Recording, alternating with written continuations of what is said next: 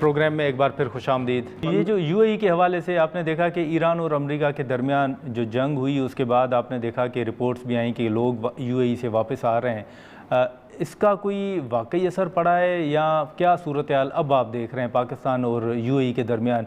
Parliament के अंदर भी वीज़ों के हवाले से बड़ी एक बात होती है कि वीज़ाज़ नहीं मिल रहे या कुछ इस तरह की चीज़ें। कोई वीज़ा में पाबंदी तो ज़रूर है, वो तो आप सही कह रहे हैं कि बड़ी मुश्किल से अब यूएई का वीज़ा मिल रहा है। लेकिन पुरानी जो हमारे लोग गए हुए हैं ना, हमारी रेमिटेंस तो इस साल $41 बिलियन जो रिकॉर्ड है, पिछले साल से भी तकरीबन 10-12% ज़्यादा आई है हमारी रेमिटेंस।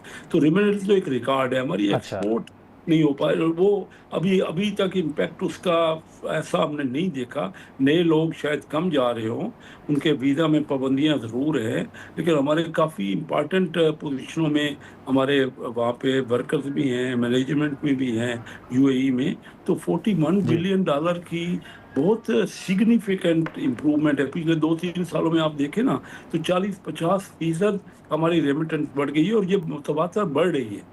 अगले साल हम तवक्को कर रहे हैं कि और बढ़ेगी। लेकिन इसके साथ साथ हम चाह ये रहे हैं कि एक्सपोर्ट लेड ग्रोथ हो। वो तो हमारे बैलेंस ऑफ पेमेंट में बहुत फायदेमंद हो रही है जो रेमिटेंस आ रही है, लेकिन हम चाह रहे हैं कि जी। एक्सपोर्ट हमारी नहीं बढ़ पा रही। एक्सपोर्ट 10 साल पहले जो फिगर थी उससे मामूली फर्क पड़ा है। $30 बिलियन अगर एक्सपोर्ट हुई है, तो इस बार इंपोर्ट हमारी बहुत ज्यादा हो गई है।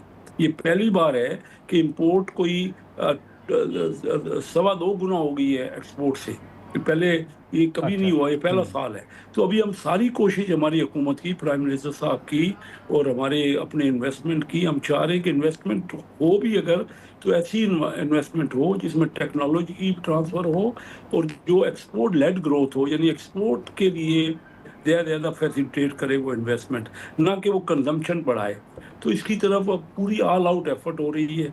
2 मीटिंग्स हुई हैं चाइना में पिछले 8 महीने में, एक बीजिंग में हुई है, जिसमें सही। तकरीबन 300 पाकिस्तानी बिजनेसमैन B2B मीटिंग के लिए चाइना में गए, और मुख्तलिफ MOU साइन हुए, और उसमें जॉइंट वेंचर हुए। और अभी 2-3 महीने पहले हांगझाऊ में, जो चाइना का टेक्नोलॉजी का शहर है, जहाँ पे अली बाबा का भी मरकज है, वहाँ पे हमने मीटिंग, प्राइम मिनिस्टर साहब खुद भी थे, और हमारे बोर्ड ऑफ इन्वेस्टमेंट और SIFC ने मिल के वो मीटिंग अरेंज कराई, और उसमें हम फिर हम कोशिश कर रहे। तो ये हौसला अफजा है।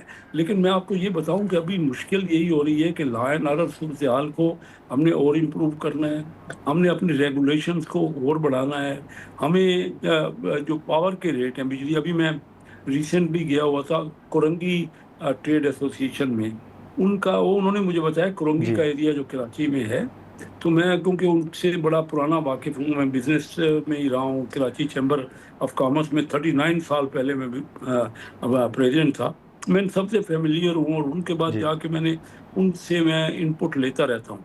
तो वो उनका मेन प्रॉब्लम ये हो रहा है कि वहाँ से तकरीबन मुल्क की सही।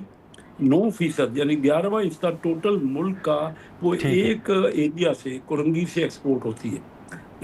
उनका मेन प्रॉब्लम चले एनर्जी चले। की कास्ट है। उनका मेन प्रॉब्लम ये SEZ यहाँ पे नहीं है। कराची में इस वक्त कोई डेवलप्ड SEZ नहीं है। हम इनकी तरफ कोशिश कर रहे हैं, और इन उन ये जो जो स्टेप्स हो रहे हैं, प्राइम मिनिस्टर साहब इसमें बहुत ज़्यादा तवज्जो कर रहे हैं। और चाइना के साथ चलें जो हमारी ठीक है। कॉन्फ्रेंसें हुई हैं, इंशाल्लाह इसमें बहुत अगले सालों में देखेंगे बतदरीज हमारी एक्सपोर्ट इजाफा होगा, या इन्वेस्टमेंट में भी, और वो ठीक है। एक्सपोर्ट के ठीक है। ज़्यादा होगी। जी जी जी। बिल्कुल ठीक है शेख साहब, बहुत शुक्रिया आपका, आपने वक्त निकाला। नाज़रीन, वफाकी वज़ीर कैसर अमन शेख साहब की गुफ्तगू आपने सुनी। हम यहाँ पर एक मुख्तसर सा ब्रेक लेते हैं और ब्रेक के बाद गुफ्तगू को आगे बढ़ाते हैं।